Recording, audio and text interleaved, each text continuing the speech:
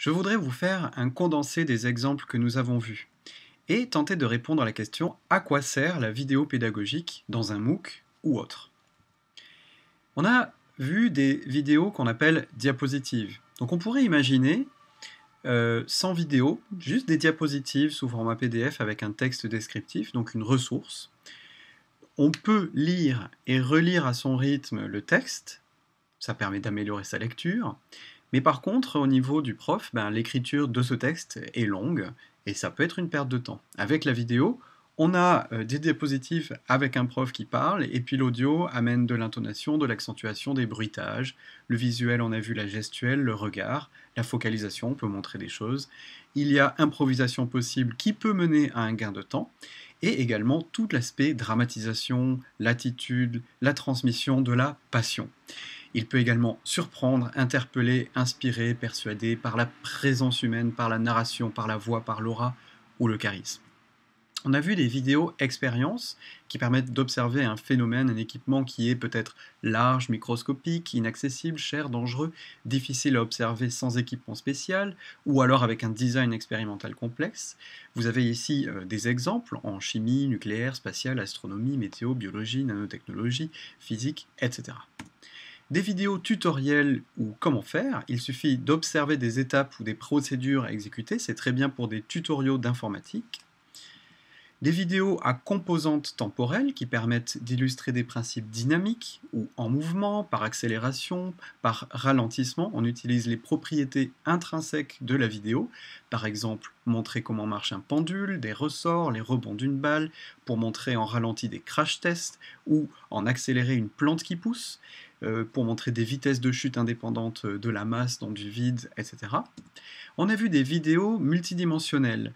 C'est pour observer un phénomène qui n'est pas facilement réductible à une dimension. Alors un exemple vraiment parfait, c'est filmer des interactions dans un groupe et utiliser cette vidéo comme un cas d'étude, ou filmer des débats et utiliser ces débats-là comme des cas d'étude, pour par exemple étudier le comportement humain.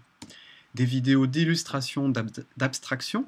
Il y a des vidéos très bien faites qui permettent d'illustrer des théorèmes ou des principes abstraits ou des concepts abstraits, par exemple sur la poussée d'Archimède ou le théorème de Pythagore ou les trous noirs, théorie de la relativité qui est également bien explicitée dans certaines émissions télévisées, ou la physique quantique.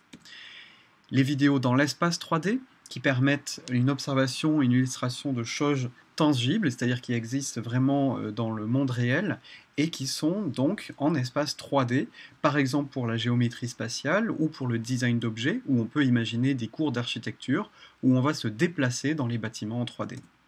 Les vidéos sur le terrain qui permettent d'avoir une photo visuelle du site, et pas qu'une photo mais également une vidéo, et observer des différences d'échelle. On peut aller sur le site pour voir la grandeur d'une certaine chose, visiter des centres de données de Google, par exemple des tribus en Afrique, pour voir un processus de production comme des chaînes de production de voitures, des chaînes de production d'avions, etc.